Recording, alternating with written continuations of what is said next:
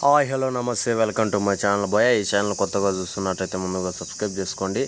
అలాగే నేను చెప్పే వీడియో వస్తే మాత్రం అందరికీ షేర్ చేయండి బాయ్. అయితే ఈరోజు మన టాపిక్ వచ్చేసి మన gangs of Godavari cinema USA review అయితే చెప్పబోతున్నాను భయ్య.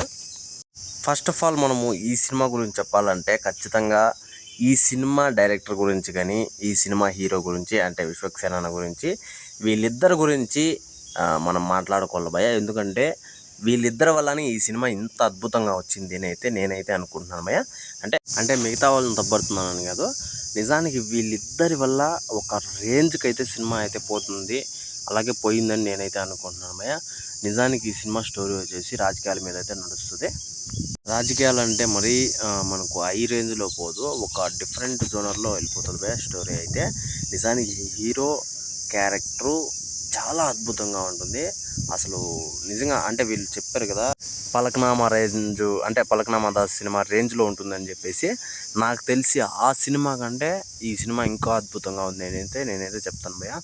నిజానికి ఇందులో మనకు అంజలి గారి క్యారెక్టర్ మనకు ఉంది కదా భయ్య. ఆ క్యారెక్టర్తో సినిమా మొత్తాన్ని అంటే ఒక డిఫరెంట్ జోనర్లోకి మార్చేస్తుంది భయ్య ఆ క్యారెక్టర్. నేనైతే ఫస్ట్ అనుకున్నా ఎందుకు ఈమె ఇంత చిన్న క్యారెక్టర్ కోసం ఒప్పుకుంది అని చెప్పేసి. తర్వాత మొత్తం సినిమా చూసిన తర్వాత నాకు అర్థమైన విషయం ఏంటి అంటే ఆమె క్యారెక్టర్కి ఎంత వర్త్ ఉందో, అసలు వర్త్ అంటుందా ఆ టైప్లో అయితే వర్త్ ఉంది భయ్య ఆమె క్యారెక్టర్కి. నిజానికి ఆమె క్యారెక్టరు అంటే మనకు ఆ సినిమాలో లేదు అని మనం ఊహించుకుంటే నిజానికి సినిమానే ఉండదు. అలాగే హీరోయిన్ క్యారెక్టర్ కూడా అసలు నేహా క్యారెక్టరు మామూలు క్యారెక్టర్ కాదు భయ్య. అదే మనకి ఫస్ట్ హాఫ్ మొత్తం చాలా నార్మల్గా అయితే చూపిస్తారు, సెకండ్ హాఫ్ అసలు విజృంభిస్తారు భయ్య. హీరో కానీ హీరోయిన్ కానీ అసలు వీళ్ళ క్యారెక్టర్లు కానీ అసలు ఆ క్యారెక్టర్లు డిజైన్ చేసిన విధానం కానీ ఆ డైలాగులు కానీ ఎవరు రాశారో అనే రేంజ్లోకి అయితే వెళ్ళిపోతారు భయ్య. నిజంగా సినిమా గురించి మనం ఎటువంటి పరిస్థితుల్లోనా తప్పుపట్టే ఇదే లేదు భయ్య. ఆ రేంజ్లో అయితే సినిమా అయితే ఉంది. ఇంకోటి వచ్చేసి మనకు గ్యాంగ్స్ ఆఫ్ గోదావరి అనే టైటిల్ని ఎందుకు పెట్టారు అనేది మీకు సినిమా స్టోరీ భయ్య.